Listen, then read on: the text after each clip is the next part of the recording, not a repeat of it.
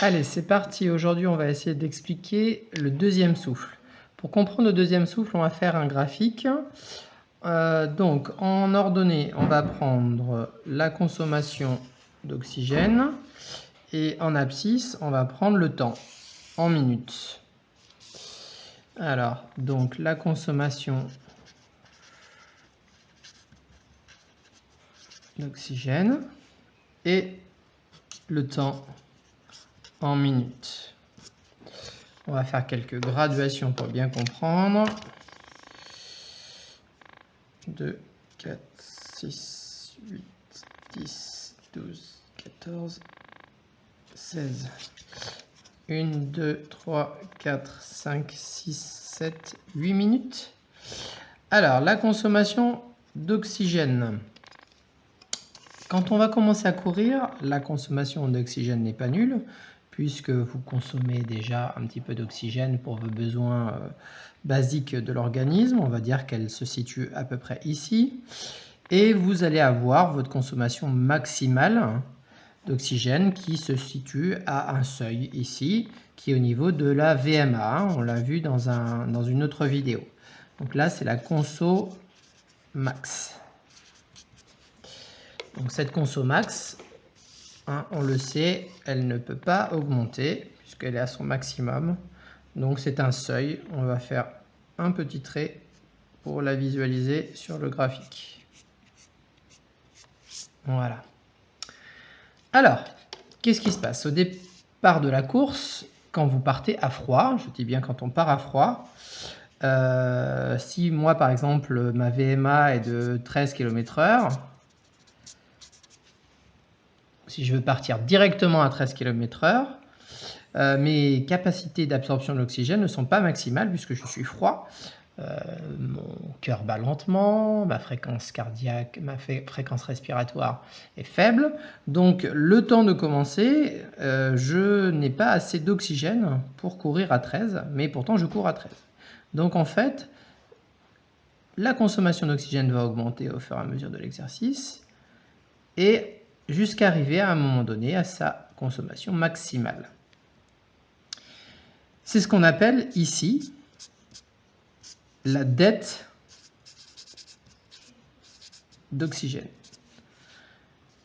Pendant toute cette période où la consommation augmente, mais qui n'est pas encore à son maximum pour courir à sa VMA, ici, le corps accumule un petit peu d'acide lactique, donc c'est un petit peu difficile de courir.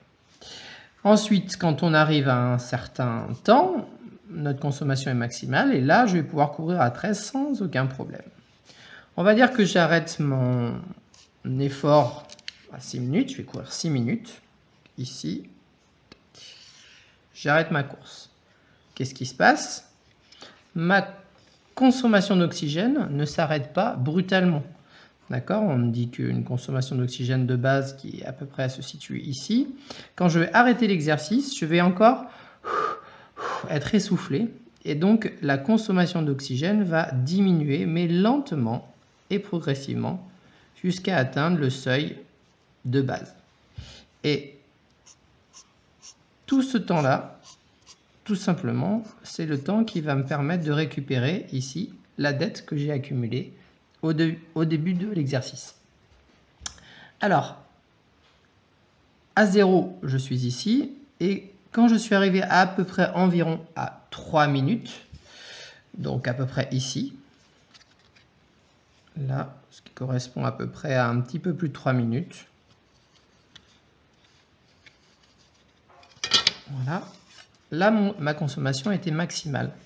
Donc mon corps a mis 3 minutes pour s'adapter, un petit peu plus de 3 minutes pour s'adapter à l'exercice et arriver à avoir sa consommation maximale d'oxygène pour me permettre de courir à ma VMA. Eh bien, c'est ce qu'on appelle ici, ce moment-là, c'est ce qu'on appelle le deuxième souffle. Si au début de l'exercice, les 3 premières minutes, ça a été difficile pour moi parce que mon corps n'était pas adapté et donc a dû accumuler un petit peu d'acide lactique, ça m'a un petit peu brûlé les cuisses, ça m'a créé des douleurs.